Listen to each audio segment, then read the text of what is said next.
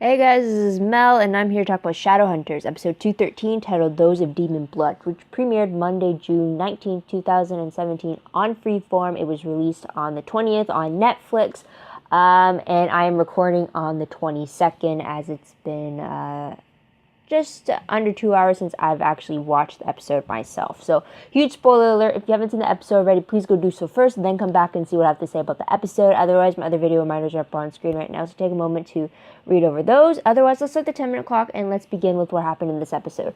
So timeline-wise, guys, I'm pretty sure it's the next day after the events of 212. I'm not really sure. Since there's no references of how long it's been since the events of the previous episode. So there's that. Huge episode reminder. I'm giving it to the fact that there was worries of a downworld revolt happening. So there's that. The first moment of the episode is at the Hunter's Moon, where Clary tells Simon that she just booked him a show for him, or for the Rock Solid Pandas, as it were. So there's that. So moving on to episode breakdown through the storylines, I found three storylines. There's I guess you could say one major and two minors. But the major storyline of the episode was the Shadowhunters being killed off by downworlders, and a whole investigation trying to figure out who was doing it. So we have Luke proving his innocence through a DNA test. We have Maya getting herself GPS chipped when she refuses to cooperate. We get Simon refusing to giving his DNA for a test, and then he gets locked up for not leaving Clary's bedside after she was attacked. And then in the end, we get Isabel teaming up with both Raphael and Melanor to find the actual killer of the Shadowhunters, who was framing all the different downworlder species in order to start a war from the looks of it. Or that's what it was gearing up towards. Second storyline kind of showed Magnus wallowing in his little bump in the road with Alec, and he does so with Dot. So they kind of drink together and go and have a trip down memory lane, and there is some dancing involved as well. And the third storyline is actually the end of the episode, which is Simon actually getting to do his solo performance at the Hunter's Moon to dedication to the Downworlders. So there is that. Now, the last moment of the episode shows Jace making out with Maya in the Hunter's Moon's back alleyway when she tells him to prove to her that he is not in love with Clary. So there's that. Now, characterized, we do see the return of Max Lightwood. He is back to be trained by Izzy, since he is the top of his class. Also, we see Dot once again, and she comes by to initially check on Magnus after she still believes that he had lost his powers after being attacked by a greater demon. So I guess my original question of whether or not to what extent she knew about the body swap, apparently she didn't. So there's that. Also, we see the return of Melanor, a Seelie who is an informant from Isabel, and he is actually tracking down the actual killer of the Shadowhunters, who turns out to be Kaylee, another Seelie who happens to have past relations with Jace, but it seems that she is attacking the Shadowhunters as a result of what happened at the Institute with the whole Soul Sword attack, which resulted in a lot of Downworlders being killed. And also, we do get the introduction of two new vampires. I didn't get any names for them, though, but they show up and approach Simon with declarations of wanting to be a part of his pack or part of his nest. I think pack for werewolf, nest. They want to be part of his vampire nest because he's the daylighter, where myths were always claiming that when a daylighter comes, they would be the great leader they were all looking to follow, type thing. So there's that. For runes, though, there wasn't really any new runes that were brought upon. We do see a lot of runes cut off of Shadowhunters because of the attacks. But you do find out that the runes on a Shadowhunter were a way for the Clave to track Shadowhunters. So they're always trackable because of their runes. So there's that. I don't remember that trait. Don't know if it's from the books or not. But there's that. Now, tidbit-wise, though, we get Inquisitor Herondale returning to Idris. And despite her naming Jace as the new leader of the New York Institute, he gives that title to Alec after they've caught the killer of the Shadowhunter killers. So there's that. We also hear about Simon bringing up his Bubby Helen to Clary, and this whole story about her time back home. So there's that. We also learn from Raphael about a time before the Accords where Shadowhunters used to hunt down downworlders for sport, and as trophies they would take their vampire fangs, they would take the werewolf claws, and they take their warlock marks. And then back in the 80s, Melanor had suggested that taking a Shadowhunter's runes would gain their respect, something that Raphael also reported on, which is why Izzy was led to Melanor, because of what Raphael had heard back in the 80s. So there's that. Also, don't know if we actually saw this previously, though, but we got to see full on that a Seelie blood is green. So they don't bleed red like normal. It's the slimy green color when they die. So there's that. Moving on, though, to most shocking moment of the episode. I'd have to say, in general, I was surprised that it was a rogue Seelie that was the culprit behind all of these Shadowhunter killings. I really thought that it was some deranged follower of Valentine who was using the cover of the killings and making them look like a downworlder revolt was happening as a distraction to somehow break Valentine out of prison. That's what I thought it was going to be about. But the fact that it was a Seelie attacking because of what she lost in the Soul Sword attack, I wasn't really expecting that. So that did surprise me. Moving on, though, to top 3 favorite moments. A first one for me has to be that we actually got to see Simon perform. It was a really nice, catchy song. I definitely have to find it again on YouTube. But I really like it. I like the reception he got from the song. So it was just great that we actually got to hear it, too, instead of it just having his introduction, the music start, and then just fade out to black to the next scene and not hear him actually sing or hear the words to it. So I really like that we actually got the full, not the full experience, but we got enough of it to get an idea of just what drove, or what, I guess what drove Simon to continue performing, I guess you could say.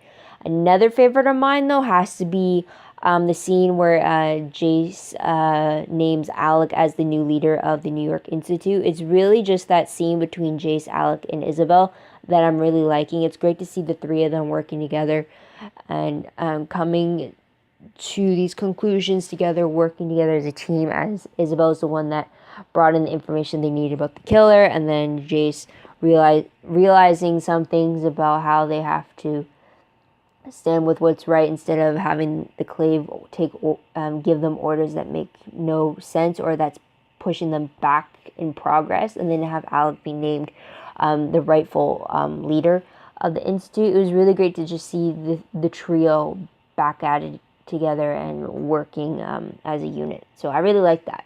Another favorite of mine has to be the trip down memory lane we got with Magnus and Dot. It was just great seeing them have some fun, letting loose with their drinking, dancing even together, and just we learned a lot about their dynamic between the 2 of them in this whole bonding session between them. We got to know that they've known each other for centuries. We got to know that they did have a relationship at one point or another. We got to learn a bit more about Magnus, and then as a solo person, and then also what he thought about Dot and all that. And I just really like the 2 of them. It makes me so glad that Dot was not killed because of Valentine. I'm still waiting to see the after effects of Dot being experimented on by Valentine, but it's just great to see these 2 warlocks bonding and sharing in memories and stuff like that. So that was a favorite for mine as well. I'm sorry. Moving on, though, to top 3 peeved moments. I only have 2. The first one was the fact that Max disobeyed Isabel once again. He went in the field and ended up him getting kidnapped. It's just, Max still irritates me. He's irritated me since he had that whole blowout in his last return where he was rude to Magnus. He was very rude to Jason, pretty much disowning him just because of the fact that he had demon blood, or as I thought he had demon blood. So Max still annoys me. So it doesn't surprise me that he disobeyed Isabel when she told him to stay put back at the Institute. But it still annoys me that he still went through with it. So there's that. Another peeve of mine was the fact that Jace and Maya hooked up. Not really a fan of them. I mean, I like their banter and their kind of like love-hate relationship going on, but the fact that they actually hooked up, I'm not a fan of that, just because I don't see the point of it. It's like they both know he's in love with Clary. Why would you continue with that and make it even more complicated to begin with? It's just like, it's a complicated mess that's going to get worse. I can just see it happening now. So there's that. And that has nothing to do with me reading the books, because as I said, it's been a very long time since I've read the books. Now, the timer would have been off already. I said it wrong, but it would have been off. So there's that. But I'll be very quick, though. With what moment will I remember most when I look back on this episode? Pretty much calling it a downworlder murder mystery. Pretty much you can't sum it up better than that, I don't think. But moving on to random questions, though. Now, this one's kind of been bugging me since that first scene in the episode. And it is the fact on Simon and his fangs. So I'm wondering, since he became a daylighter, have Simon's fangs changed in any way? Because as we know on the Vampire Diaries, whenever the vampires have their fangs, or even on the originals, they do retract. So they can have their normal teeth passing off as normal humans, and then when they want to feed, we see their fangs popping out. But for Shadowhunters, for the vampires in this show, I've always remembered Simon always being stuck with the fangs, even when he was talking. That's why he can never be around his family, why he always had to stay among the vampires or within the Shadowhunter world, because the fangs were noticeable. Now, correct me if I'm wrong, but in this episode, when Simon's talking to Clary in the Hunter's Moon at the very beginning, and then even eventually later on in the episode, whenever he's talking, his teeth look normal. It doesn't look like he has vampire fangs. The what are they? The eye teeth that he has, or what would be the vampire teeth for normal people for us. They just look like regular teeth. You wouldn't even know that Simon was a vampire. So I'm wondering if that's because maybe I'm overthinking it, and maybe that's just how his fangs always were, or maybe is it because the daylighter change in him has had it so that his vampire features are a lot more hidden to the fact that you can't really tell. So I'm just wondering about that, though. It's been bugging me the whole episode, as I paid a lot more attention to Simon's fangs than I should have in this episode once the question came up. So there's that. Also, another question. Did Kaylee, the murderous Sealy, want a war to happen between the Shadowhunters and the Downworlders, or was her main focus just to punish the Shadowhunters for what happened at the Institute with the Soul Sword attack? Because I can understand, because she was retaliating over the fact that she lost her brother, who was everything to her. I get that. And she wants to punish the Shadowhunters, which she views as her, as the perpetrators for her loss. Even though it was technically Valentine, and you should be going after Valentine and his men. But did it not ever occur to her that if she framed all the other Downworlders for her kills, that it would not stop an uprising that would cause more death, more of her loved ones even to be sacrificed? Because it wouldn't just be the Shadowhunters that were losing people. If this war actually happened, it'd be everyone on all four sides of the playing field that would be losing people. So I'm just wondering, did she actually think it through, or was it just on impulse to attack those she believed were at fault for her loss? So there's that. So moving on very quickly, though, the predictions very quickly with the promo for 214. It shows that Alex and Jason Clary on a mission into the Sealy court, where the Queen forces Clary to take the kiss she most desires between Simon and Jace to set them all free. So I'm super excited about all that. But the synopsis I found for the episode reads that Alec has big plans to mend fences with the Downworlders, while Jace and Clary are summoned by the Sealy Queen. Don't know particularly why they would be summoned by the Queen, or if it has anything to do with Kaylee's murders that she was partaking in. But based off the previews that I've been able to find for 214, the first one shows Luke finding a ringing cell phone by the Jade Wolf, and on the other side is a mysterious disfigured voice trying to make a deal on getting Luke to kill Valentine. And then Luke is interrupted by Ollie, his new partner. So there's that. The second preview shows Sebastian interrupting Izzy training, and she's really training hard with the news that her mother's returning to town.